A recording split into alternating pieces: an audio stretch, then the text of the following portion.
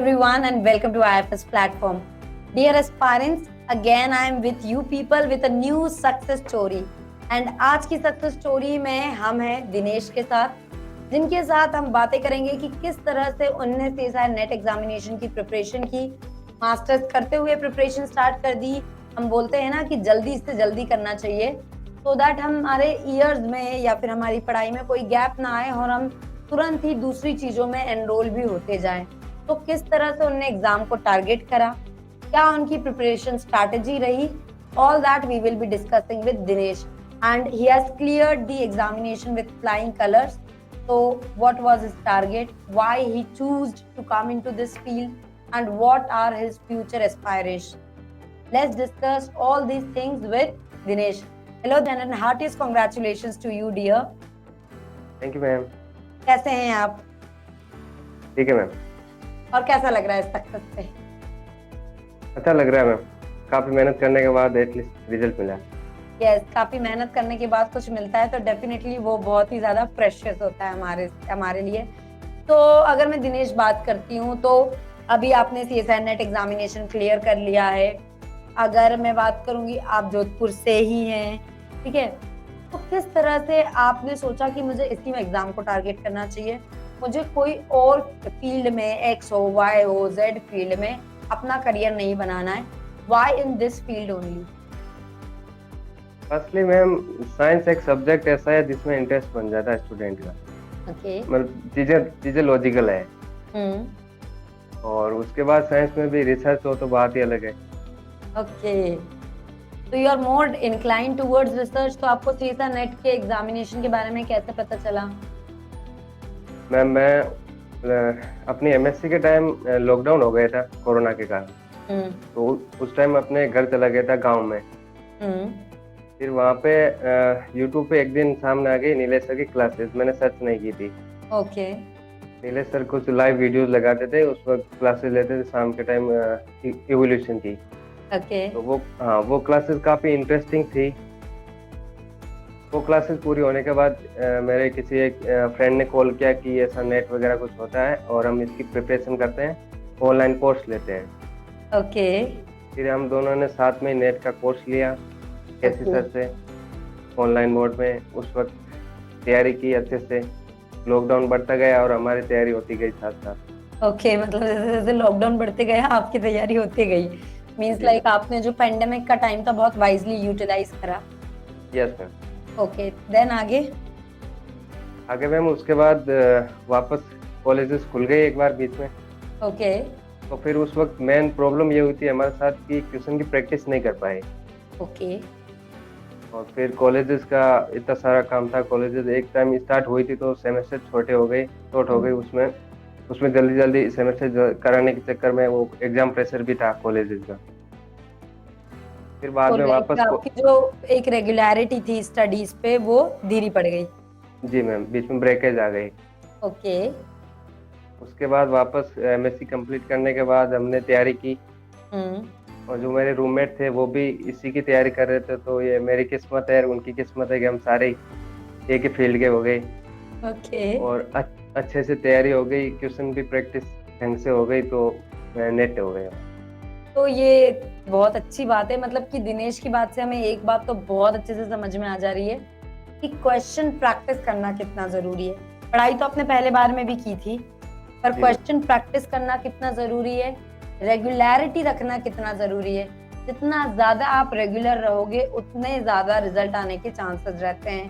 तो all year long क्या motivate रखा, किस बात से आप मोटिवेटेड रहे दिनेश की नहीं मुझे करना ही है? मैम पहली चीज तो ये कि जहाँ से निकले वो हमारा डिपार्टमेंट था। अच्छा। Department botany. अब उनकी फर्स्ट रैंक आती है हर बार, तो ये हमें मोटिवेट ही करेंगे कि मैंने जब ये कैसी सर का डायलॉग है कि मैंने ऐसा कोई एग्जाम नहीं दिया जिसमें फर्स्ट रैंक नहीं आई हो नेट का। राइट। उनसे मैं पर्सनली हम मिले भी हैं, तो वो काफी हद तक मोटिवेट करते रहते हैं हमको। कोई क्वेश्चन होता है तो भी वो उनके साथ डिस्कस कर लेते हैं। ओके ओके, तो दैट्स रियली गुड, क्योंकि आप अच्छी बात है आप वहीं के कॉलेज से हैं तो फिर तो आपको 1-to-1 गाइडेंस भी मिल गया है। तो एक तो बात होती है कि हमारी खुद की मन की इच्छा है, दूसरी बात होती है कि दूसरे स्टूडेंट्स कर रहे हैं तो हमें मोटिवेशन मिल रहा है, हम भी कर लेते हैं। बट इन सब के बीच में एक सेल्फ डाउट भी रहता है ना दिनेश, कि मैं कर पाऊंगा या नहीं। तो सेल्फ डाउट को आपने कैसे ओवरकम किया? मैंने ऐसे किया कि मैं यही सोच रहा था शुरू से कि मैं अपना 100% दूंगा, फिर रिजल्ट की ओके। परवाह नहीं करता। ओके, मतलब सिंपल सी बात है, do your best leave the rest, जो होगा फिर देखा जाएगा। पहले अपनी जी 100% मेहनत और शिद्दत तो दे दो एग्जामिनेशन को, और अगर आप शिद्दत दे ही देंगे तो जरूर जरूर ही रिजल्ट आ जाएगा। तो how you prepared for the examination? Did you targeted the complete 13 units? Yes ma'am, my target है कंप्लीट 13 यूनिट एंड सारे यूनिट के क्वेश्चन प्रैक्टिस किए। ओके, तो क्योंकि यस प्लीज, मैंने इंटरप्ट कर दिया, दिनेश बोलिए। नॉर्मली ऐसा होता है कि अगर आप बॉटनी बैकग्राउंड से होते हो तो जूलॉजी का वाला पोर्शन छोड़ देते हो, और जूलॉजी वाले बॉटनी वाले को छोड़ देते हैं। लेकिन लाइफ साइंस में ये नॉर्मल चीज है, ये कर सकते हैं आप। बॉटनी वाले जूलॉजी का कर सकते हैं, जूलॉजी वाले बॉटनी का कर सकते हैं।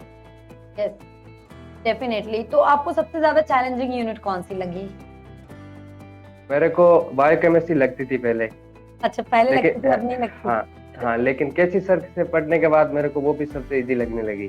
Okay. इतनी लंबी यूनिट होते हुए भी। हाँ, लंबी बड़ी और थोड़ी सी ऐसी, हमें लगता है कि इतनी चीजें हम याद कर पाएंगे या नहीं, इतना अप्लाइड दिमाग चलेगा या नहीं। तो ऐसी कोई बात जो हमेशा याद रहेगी आपको, जो आप इवन जब आप खुद एक रिसर्चर बन जाते हैं, जब खुद आप एक असिस्टेंट प्रोफेसर बन जाते हैं, जो भी आपका एम है, उस क्वेश्चन पे भी मैं आती हूँ, जो आप अपने स्टूडेंट्स के साथ, अपने कलीग्स के साथ भी डिस्कस करना चाहेंगे दिनेश? मैम यही है कि कोचिंग आपको प्लेटफॉर्म देती है अच्छा सा, हाँ लेकिन मेहनत आपको करनी है। कोचिंग आपके लिए बाउंड्री डिसाइड कर देती है कि इतना पढ़ना है। हाँ हाँ, अगर आपके मन में कोई डाउट है तो वो सॉल्व कर देंगे, बाकी मेहनत हमको ही करनी है। यस। वही है मैम, हाँ मेहनत करते रहना है, डाउट हो तो डिस्कस करो बस। ओके ओके, मीन्स आपके लिए एक प्लेटफॉर्म है, but at the end of the day मेहनत आपको करनी है, हार्ड वर्क आपको करना है, एंड रिजल्ट डेफिनेटली आपका आएगा ही आएगा।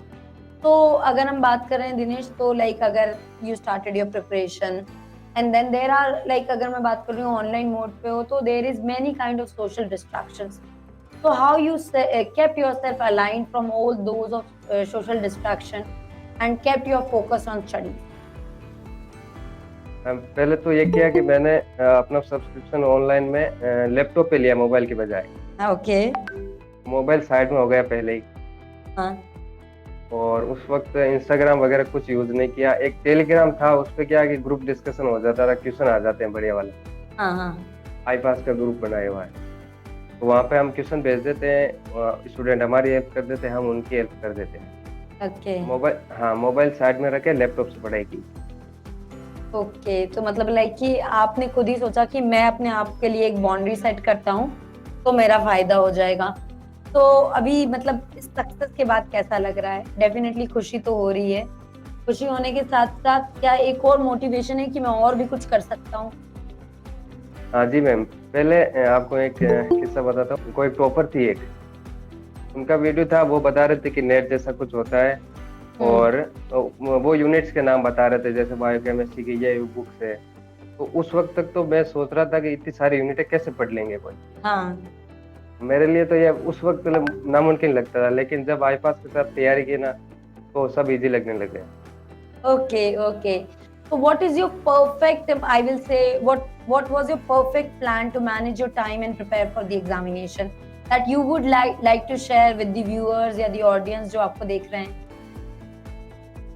परफेक्ट प्लान में ये है कि आपकी क्लासेस का टाइम फिक्स कर लो। अगर आप लाइव नहीं ले पा रहे हो तो अगले दिन ले लो, या ऑफलाइन जाके रिकॉर्डेड में जाके ले लो उसको, और उसका टाइम फिक्स रखो कि दिन में 2 या 3 क्लासेस तो लेनी है। ओके। और फिर उसका रिवीजन भी जरूरी है। रिवीजन नहीं करोगे तो वो सब ऐसे ही चला जाएगा। हाँ, रिवीजन बहुत इंपॉर्टेंट रहता है। रिवीजन के बिना सब कुछ अधूरा रह जाता है। आपका माइंड जितनी अच्छी कैपेसिटी रखता है रिकॉल करने की, वो ज्यादा बेहतर है। मूविंग ऑन दिनेश, अगर हम बात कर रहे हैं तो ये तो सब छोटी छोटी बातें रही कि प्रिपरेशन कभी भी स्मूथ नहीं चलेगी, एक रोलर कोस्टर रहेगा ही रहेगा। तो हर संडे जो वीकली टेस्ट रहता था, वो कितना इम्पोर्टेंट रोल प्ले किया आपके प्रिपरेशन में? संडे को वीकली टेस्ट होता है, उसमें हमको पता चलता है कि हम 3 घंटे बैठ के एग्जाम कैसे दे सकते हैं। यस, नहीं तो अगर फर्स्ट टाइम एग्जाम देने जाएंगे तो वो प्रॉब्लम आएगी, आप टाइम मैनेज नहीं कर पाओगे, एग्जाम प्रेशर हैंडल नहीं कर पाएंगे हम। और ऊपर से ये ऑनलाइन मोड वाला है, हिंदी इंग्लिश की प्रॉब्लम आ जाती है यस। कई स्टूडेंट को। हाँ, वो चीजें मैनेज हो जाती है। और फिर उसके बाद टीचर के साथ डिस्कशन होता था, ट्यूशन लाइव इंटरेक्शन होता था, वो सब बढ़िया था। Okay, okay. फर्दर दिनेश, अगर मैं बात कर रही हूँ तो ठीक है, ये सब चीजें तो बिल्कुल है कि हाँ, हमारे पास बहुत सारे सोर्सेज रहते हैं, पर कभी भी ये डिस्ट्रैक्शन नहीं रहा कि मैं और बुक से पढ़ लूं या मैं और भी चीजें देख लूं। नहीं मैम, ऐसा कहीं प्रॉब्लम आई नहीं हमें तो, क्योंकि क्वेश्चन प्रैक्टिस ढंग से हो जाती, टेस्ट भी जो उनके नोट्स थे उनसे सफिशिएंट हो जाते हैं हमारे। और अगर कहीं कहीं प्रॉब्लम आती तो हम यूट्यूब पे वीडियो देख लेते। Okay, okay. तो अगर दिनेश हम बात करते हैं तो ये पूरी जो आपकी जर्नी है, इस जर्नी में सबसे बिगेस्ट सपोर्टर मोटिवेटर कौन रहा आपके साथ? सपोर्टर मेरा रूममेट है सुनील, ओके। जिसने शुरुआत मेरे साथ की, और उसकी भी नेट मेरे साथ हुई, उसने मेरे क्वेश्चन प्रैक्टिस करवाए। ओके, हर तरह से सपोर्ट ही है। ठीक है, बिल्कुल सही बात है। अब अगर मैं दिनेश बोलूंगी, जो स्टूडेंट्स अभी से नेट की प्रिपरेशन कर रहे हैं, उनको आप क्या सजेशन देना चाहेंगे? उनके लिए मैम यही है कि आप एक तो कंसिस्टेंट रहें, खुद पे भरोसा रखें। ऐसा नहीं कि आप नहीं कर सकते, मैं कर सकता हूँ तो आप भी कर सकते हो, श्योर है। बिल्कुल और सही। और क्वेश्चन प्रैक्टिस करते रहें, 16 नंबर मॉड्यूल से क्वेश्चन प्रैक्टिस करें। ओके, मतलब जो 16 नंबर मॉड्यूल है वो बहुत ज्यादा इंपॉर्टेंट है आपके अकॉर्डिंग? जी मैम। क्यों, ऐसा क्या है 16 नंबर मॉड्यूल में जो आपको लगता है बहुत इंपॉर्टेंट है? हम 16 नंबर मॉड्यूल में इतने सारे क्वेश्चन है, हर टाइप के क्वेश्चन उसमें कवर हो जाते हैं। हाँ। और उसको करने के बाद आपको बी पार्ट के क्वेश्चन की प्रैक्टिस की भी जरूरत नहीं पड़ती है। उसमें हाँ, लॉजिकल क्वेश्चन बहुत ज्यादा है तो सब हो जाता है। Okay, means module number 16 will ensure huger amount of success, ऐसा बोलना चाह रहे हैं दिनेश आप? Yes yes ma'am. और रिवीजन फिर? मैम रिवीजन आप क्लासेस ले तो उसके साथ साथ रिवीजन जरूरी है। और हाँ। ऑनलाइन टेस्ट भी जरूरी है, क्योंकि वो एग्जाम प्रेशर हैंडल नहीं कर पाएंगे। ओके, मतलब कि अगर मैं सम अप करूं दिनेश, तो revision, online test, module number 16, ये सब करते जाइए, रिलेंटलेसली पढ़ते जाइए, रेगुलर लाइए, रिजल्ट आपका है, क्योंकि ड्रीम आपकी है तो मेहनत भी आपको करनी होगी। Yes yes ma'am. Okay Dinesh, thank you so much for interacting with us, for giving time to us. And इसी तरह से हमारे व्यूअर्स को भी डेफिनेटली बहुत सी बातें अच्छी लगी होगी आपके इंटरव्यू में। तो जल्दी हम नए सक्सेस स्टोरी के साथ मिलते हैं। इस सक्सेस स्टोरी में हम दिनेश को थैंक यू बोल देते हैं और ऑल द बेस्ट भी बोल देते हैं। All the best for your future endeavours Dinesh. Thank you ma'am. Further क्या करना है सोचा है? चलिए, एक इम्पोर्टेंट क्वेश्चन था, मैं भूल गई थी। अभी तो आपके पास एक सक्सेस स्टोरी है, लेकिन एक सक्सेस स्टोरी है, एक आपने स्टेप मतलब मैं बोलूंगी कि चढ़ा है, आगे तो आपको और भी मंजिलें पानी है, तो वो मंजिलें क्या हैं आपके लिए? मैम दो चॉइस है मेरे पास। हाँ। एक तो मैं अभी प्रिपरेशन कर रहा हूँ कॉलेज लेक्चरर के लिए, वो भी हाँ। आईपास से, वो बढ़िया वाले आईपास से कोचिंग चल रही है। ओके। और उसकी भी तैयारी कर रहा हूँ। और दूसरी है कि वापस प्रिपरेशन करनी है आईपास के साथ जेआरएफ के लिए। ओके, वापस वही मॉड्यूल शेड्यूल रखना है, इस बार जेआरएफ करनी है। बिल्कुल। तो आईएफएस है तो मुमकिन है, ये ध्यान रखिए दिनेश। यस मैम, आईपास से तो मुमकिन। Okay, thank you so much, thank you and all the very best to you dear. चलिए, तो अब यहीं रुक जाते हैं हम अभी मिले दिनेश जी से, जिन्होंने किस तरह से एग्जाम की प्रिपरेशन करी, टाइम को कैसे वाइजली यूज किया, एंड अगेन सिमिलर बात बोली है, regularity, relentless hard work will give you success. तो इसी बात पर जरूर बताइएगा मुझे कि आपको इस स्टोरी में क्या यूनिक बात लगी, इस वीडियो के नीचे कमेंट करके। एंड आज के लिए यही रुकते हैं। Stay tuned to IFS. Thank you so much everyone and happy learning.